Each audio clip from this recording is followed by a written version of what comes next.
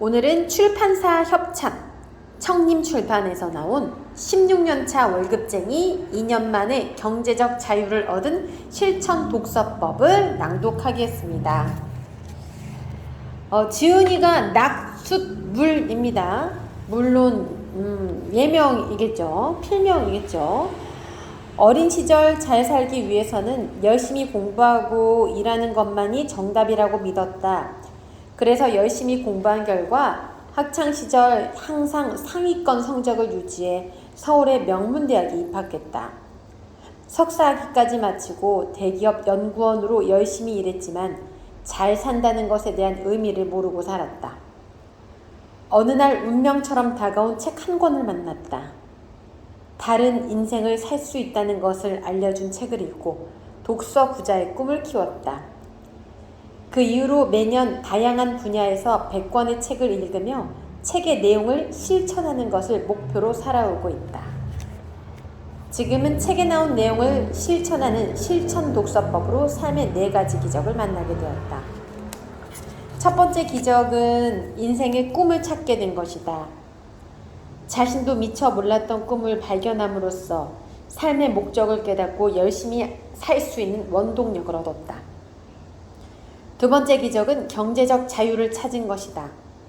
수많은 재테크서를 읽고 실천한 결과 목표한 것보다 빠르고 더 많은 부를 쌓을 수 있었다. 세 번째 기적은 직장 생활에서 자신감을 얻은 것이다. 독서로 업무 능력이 향상되었고 인간관계도 훨씬 더 편해졌다. 네 번째 기적은 운을 만드는 사람이 된 것이다. 책에서 말한 대로 마음 먹고 행동하자 자신도 모르게 좋은 일들이 생기기 시작했다. 그리고 그 운은 지금까지와는 다른 인생의 문을 열어주었다. 저자는 책을 읽고 덮어버리는 사람들에게 말한다. 책 한 권에 담긴 내용을 하나씩이라도 실천해 나가면 인생을 바꿀 수 있다고.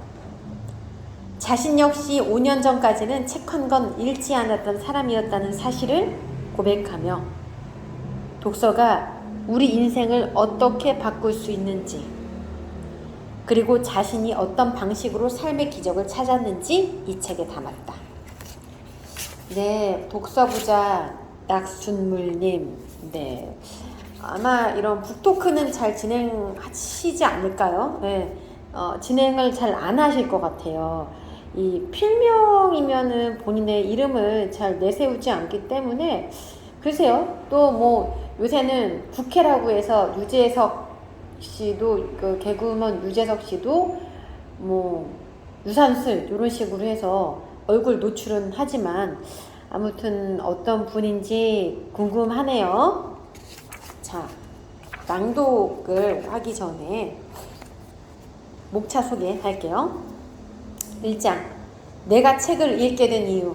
2장, 꿈과 책이 만났을 때. 3장, 책에서 찾은 돈 버는 방법. 5장, 자신감을 키워준 책 읽기. 5장, 책 읽기가 만들어준 행운들. 6장, 인생을 바꾸는 실천 독서법. 제가 기억에 남는 건 이 책 제목 자체가 실천 독서법이잖아요. 그래서 6장을 좀 한번 읽어드릴까 합니다. 229페이지에 해당되는 부분인데요. 제가 낭독할게요. 인생을 바꾸는 실천 독서법. 1년 동안 100권 제대로 읽는 법. 본격적으로 독서를 시작한 2016년부터 2019년까지 4년 동안 400권 이상을 읽었다. 100권을 읽으니 다른 삶이 보였다. 200권을 읽으니 나의 위치를 깨달았다. 300권을 읽으니 삶의 방향을 찾았다. 400권을 읽으니 뭘 해야 할지 보이기 시작했다. 500권, 600권 읽은 책이 늘어날 때마다 독서가 나에게 또 다른 삶의 의미를 던져주지 않을까? 사실 100권, 200권이라는 양보다는 다양한 책들을 지속적으로 읽으면서 인생에 대해 여러 가지 고민도 해보고 그 속에서 삶의 방향을 찾으며 많은 시행착오를 겪고 내가 가야 할 길이 무엇인지 알게 됐다는 시간적 의미가 강하다. 그렇다고 하더라도 무엇인가를 시작할 때 그것에 하나하나 의미를 부여한다면 목적지까지 가는 길이 좀 더 쉬워지지 않을까 싶다. 4년 동안 400권 넘게 읽었으니 1년에 평균 100권 이상은 읽었다는 뜻이다. 독서량이 늘어날 때마다 삶의 변화를 느꼈기에 정말 책을 빨리 읽고 싶었다. 그래서 하루에 책 한 권 읽기 독서법을 배우면 좋지 않을까 싶어 읽어봤다. 결론부터 말하면 나에게는 맞지 않았다. 책에서 말하는 요지는 차례를 보고 핵심이나 흥미가 있는 부분 위주로 읽으라는 것이다. 사람마다 원하는 스타일이 제각각이니 이를 문제 삼고 싶은 생각은 추호도 없다. 나는 책을 읽기 시작하면 처음부터 끝까지 제대로 통독한다. 그 이유는 어떤 책이든 서두에도 의미가 있다고 생각하기 때문이다. 보통 서두에서는 작가가 전달하고 싶은 내용에 대한 실수, 경험, 배경 등을 주로 이야기한다. 한마디로 중심 이야기로 가기 위한 부연 설명 같은 내용들이다. 나는 책을 선택하는 단계부터 마지막 책장을 넘기는 순간까지 독서하는 모든 순간 작가와 교감한다고 생각한다. 그리고 작가가 서두에서 이야기한 내용을 이해해야 중심 내용에 공감하기가 한결 수월해진다고 믿는다. 내가 말하고자 하는 요지는 처음부터 끝까지 통독해서 1년에 책 100권 읽기가 가능하다는 것이다. 내가 주변에 독서를 권유하면서 자주 하는 말이 1년에 책 100권만 읽어보라는 것이다. 그럼 대부분은 회사가 한가한가 봐? 어떻게 1년에 책 100권을 읽을 수 있어? 라고 한다. 이제부터 어떻게 하면 1년에 책 100권을 통독할 수 있는지 산술적으로 풀어보겠다. 책마다 다르기는 하지만 보통 단행본은 글자 크기가 10포인트 정도의 250쪽 내외이다. 1시간 정도 집중해 읽으면 대략 4, 50쪽은 읽을 수 있다. 집에서 회사까지 왕복 4, 50분 정도가 걸린다. 대략 30페이지 정도 읽을 수 있는 시간이다. 점심시간에 40분 정도 책을 읽는다. 조용한 분위기에 집중도 잘 되기 때문에 보통 30페이지 이상 읽는다. 퇴근 후 1시간 정도 책을 읽는데 대략 45페이지 이상 가능하다. 계산해보자. 출근길 21 곱하기 12달 곱하기 30쪽은 7200쪽. 점심시간 21 곱하기 12달 곱하기 30쪽은 7200쪽. 퇴근 후 21 곱하기 12달 곱하기 45쪽은 1800쪽. 1년 독서 7200쪽 더하기 7200쪽 더하기 1800쪽은 25200쪽. 25200쪽 나누기 250쪽은 약 100권. 네, 1년에 25200페이지 정도를 읽을 수 있는데 단행본 한 권이 대략 250페이지이니 1년에 100권을 읽을 수 있다는 결론이 나온다. 주말을 제외하고 평일에만 독서한다고 했을 때의 경우이다. 만약 주말에도 1시간씩 시간을 내서 독서한다면 추가로 20권 정도는 더 읽을 수 있다. 퇴근 후 1시간을 따로 내서 독서를 하지 않더라도 생각보다 많이 읽을 수 있다.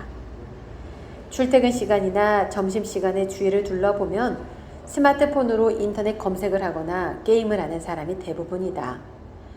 아니면 엎드려 자거나 여러분이 중요한 정보를 찾거나 게임을 해서 성공할 사람이 아니라면 그 시간에 독서를 하라고 말하고 싶다. 성공하고 싶고 꿈을 이루고 싶다고 말하면서도 남는 시간에 게임하고 소파에 누워 텔레비전을 보며 의미 없이 시간을 보내는 사람이 많다. 진짜 삶의 변화를 일으키고 싶다면 어느 정도의 시간 투자는 필요하다. 잠시 남는 짜투리 시간에 책을 읽어보라. 산술적으로 봐도 1년에 100권 읽는 것이 전혀 어렵지 않다. 주말에 따로 하고 싶은 일을 하면서도 1년에 책 100권을 충분히 읽을 수 있다. 이제 알았으니 한번 도전해 보길 바란다. 하루 3권 읽기. 어렸을 때 무협지를 무척 좋아했다. 어느 무협지를 읽든지 항상 나오는 문파가 있는데 바로 소림사이다. 절에 있는 승려들이 발생하면 안 된다고 하면서 왜 무술을 배우는 거지 하고 의구심을 갖고 있었다. 그런데 청룡팔부라는 유명한 무협집에 나의 의구심을 말끔히 해소해주는 문구가 있었다. 소림사의 한 고승이 말하기를 무공을 익히는 것은 수련의 한 가지 방법이다. 자신의 신체에 대한 외적 수련으로 무공을 배운다. 누군가를 해치려 하거나 힘을 과시하는데 무공을 쓰는 일은 당연히 없어야 한다. 자신의 내부의 악한 기운이 쌓일수록 승려들은 지속적으로 참선과 수행을 병행하면서 그 악한 기운을 정화시켜야 함도 강조한다. 나의 초기 독서는 재테크서뿐이었다. 부동산, 주식, 그리고 이와 관련해 경제를 설명하는 책만 읽었다. 그런 어느 날 평소처럼 도서관에 재테크서를 빌리러 갔다. 그런데 그날 유독 제목이 눈에 띄는 책이 있었다. 이지성 작가의 리딩으로 리드하라 였다. 솔직히 작가가 유명한 사람인지도 몰랐고 단지 그 책 제목을 어디선가 들어본 것 같아서 그냥 책에 자연스럽게 손이 갔다. 작가는 인문 고전 독서로 개인의 운명을 바꿀 수 있다고 말한다. 인문 고전 독서의 필요성을 성공한 사람, 부자와 연관지어 설명한다. 또한 성공한 사람들은 인문 고전의 중요성을 일찍부터 알고 그 내용을 자식들에게 익히도록 한다고 했다. 이 책을 읽고 나서 문득 무협지에서 읽었던 소림사 고승이 한 말이 생각났다. 돈을 벌 목적으로 재테크서만 읽는 것은 어쩌면 무공 연습만 하는 것과 같지 않을까 의구심이 들었다. 돈이 인생의 전부는 아닐 수 있다는 생각과 함께 말이다. 소림사 승려들이 무공을 익히면서 참선과 수행을 하듯이 너무 돈 버는 책에만 치중하지 말고 삶의 균형을 잡아줄 책을 읽어야 하는 것은 아닌가 생각했다. 너무 물질적 내용에만 매달려 인생 전체의 흐름을 읽지 못하고 흔히 이야기하는 물질의 노예가 될 수도 있겠다는 생각 말이다. 그렇다고 해서 당장 재테크서 읽기를 관두고 인문 고전을 읽기는 두려웠다. 인문 고전을 읽는다고 해서 정말 부자가 될 수 있을까 하는 의구심이 들었다. 고전이 좋은 줄은 알겠는데 그 안에 돈 버는 방법이 있다고? 그렇지만 책의 내용은 상당한 설득력이 있었다. 그래서 대안으로 재테크서를 읽는 한편으로 고전도 매일 조금씩 읽어보기로 했다. 한 종류의 책만 읽는 대신에 시간대별로 읽는 책을 달리해보기로 했다.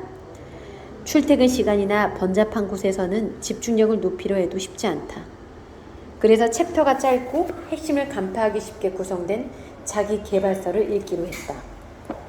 퇴근 후 집에서 책을 읽을 때는 조용히 집중할 수도 있고 학습 위주로 진행할 수 있다 보니 이때는 재테크서를 읽기로 했다. 결국 남는 시간은 점심시간, 1시간 중에 식사는 15에서 20분을 제외하고 40분 정도 남는 시간에 인문학과 철학 분야 책을 읽기로 했다. 점심시간이 되면 사무실은 소등이 되고 조용해진다. 집에 있는 독서 등을 회사로 갖고 왔다. 그러니 독서실에 있는 분위기도 연출됐다.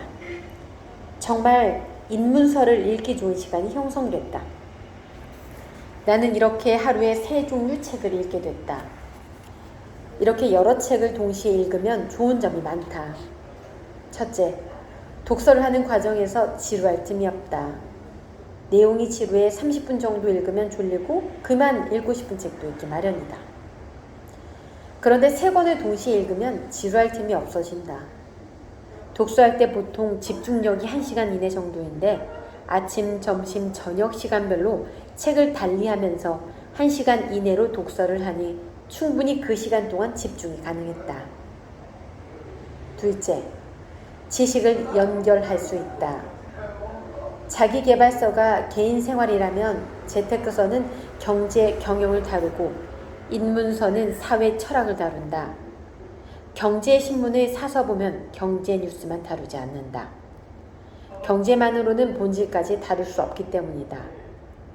정치적 결정이 경제에 영향을 미치기도 하며 사회현상이 경제 흐름을 바꾸기도 한다.